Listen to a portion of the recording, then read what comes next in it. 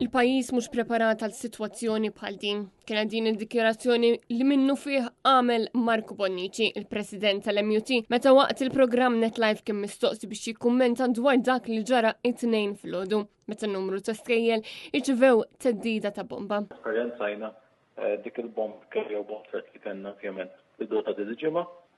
Rajna mill-ewwel li il-pajjiż mhux preparat għal sitwazzjoni bħal dik, ġifier kellna ħafna mixed messages, kellna min qed jgħidulhom oħroġ, kellna min qed jgħidulhom ibqgħu ġewwa, kellna saħansitra ġenituri li tkellmuhom qalulhom ejjew iġbru tfal.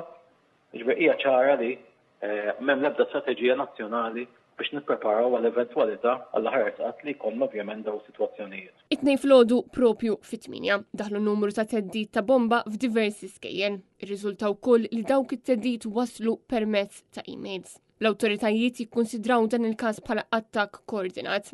Minnaħa tiegħu il-Ministru tal-Edukazzjoni ħareġ ċirkular fejn talab biex f'kull skola jkun hemm staff imħarreġ biex ifittex għall-bombi. Kif l-unika soluzzjoni li kellu l-Gvern kienet li jkun hemm search team f'kull skola. Huwa dokument li sar minn sezzjoni f'dan il-Ministeru u li kien jgħid x'inhi l-proċedura fil-każ ta' teddida ta' bomba. L-proċedura kienet li tim ta' edukaturi imorru jduru jfittxu l-bombi. U aħna reġixxejna bil-qawwa kollha x'aħna ovvjament l-ebda edukatur mu ttrenjat jew nkellhom kwalifikat jew nkellhom mistenni li jmur fittex il-bombi fil-post tax-xogħol. Bħalma f'postijiet tax-xogħol oħra dan ma jsibx. Ħriġna bil-qawwa kollha fil-fatt kien ġara l-bira u llum kien hemm reazzjoni tal-Ministeru fejn il-Ministeru qal dan mhuwiex dokument approvat minn din l-amministrazzjoni huwa dokument antik li ġie ċirkolat. Aħna finalment l-interess tagħna huwa dan. Mhux minn fejn ġie dan dokument, interess tagħna huwa l-ewwel ħaġa l-istruzzjonijiet għall-edukatura għandhom ikunu ċari u mhux ċirkolazzjoni ta' dokumenti li finalment jgħidu x'inhuma l-obbligi tal-edukaturi li jmorru jfittxu l-isplussivi li mhuwiex xogħolhom. U t-tieni ħaġa li interessa l-żied lilna huwa li jkun hemm strateġija nazzjonali li f'dawn iċ-ċirkustanzi kulħadd ikun jaf x'għandu jagħmel liema direzzjonijiet jiffollow u x'inhuma l-miżuri kollha li għandhom jittieħdu l-ċirkustanzi mingħajr ma jkun hemm il-paniku li nħoloq proprju Intant fl-aħħar jiem il-Prim Ministru Robert Abela qal li l-ftehim kollettiv tal-MCAS li qed jiġi nnegozjat huwa wieħed li jitlob żieda eżorbitanti. Il-President tal-MUT jgħid li l-letturi qed jitolbu biss dak li ħaqhom. Dal-komment huwa invenzjoni. Ġifieri aħna it-talbiet tagħna huwa talbiet inline ovvjament mal-ftehim tanka li għamilna matul dal-aħħar xhur u snin huma ovvjament talbiet li huma dak li aħna nħossu l-edukaturi għandhom jieħdu fis-soluzzjonijiet diversi. Il-kwestjoni bħalissa fil-fatt żvolġiet b'mod negattiv propju l-bieraħ minħabba li l-Gvern għalaq il-bibil għal aktar negozjati, ġifier fim minnhom fil-bidu tal-laqgħa li kellha ssir il-bieraħ ta' sitt sigħat.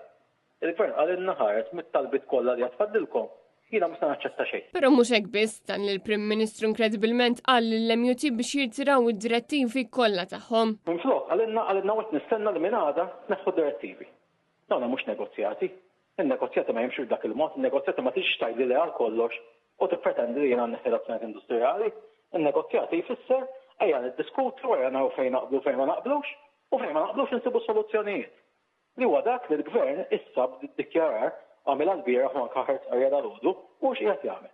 U aħna ngħidu fejn huwa id-dialogu soċjali li l-Gvern jiftaħar tal-bieraħ u li aħna nħadnu f'kull negozjati li nagħmlu. Għax dan mhuwiex negozjati, dan huwa sempliċement direzzjoni ta' Gvern ċentrali li qed jgħid le prattikament għal kull ħaġa li qed tfadal dan il-ftehim u minflok jgħidilna morru neħu direttivi. U aħna risposta dnija. Id-direttivi jitneħħew biss meta ikun hemm ftehim għall-letturi tal-MCAS u għal ovvjament il-gradi kollha li huma f'dal ftehim li ilhom jistennew 3 snin biex ikollhom ftehim ġdid. Numru tal-letturi li tkellmu ma' dan l-istazzjon esprimew rabja kbira għal mod kif Robert Abela qed jaġixxi fil-konfront tagħhom u saħħu li huma professjonisti li qed ikunu disrispettati. Dan filwaqt li sostnew li ma jistgħux jifhmu minn fejn ġiet din it-talba li skont hija esorbitanti. Filwaqt li stqarrew id-dispjaċir tagħhom għal fatt li l-istudenti se jibqgħu ibatu.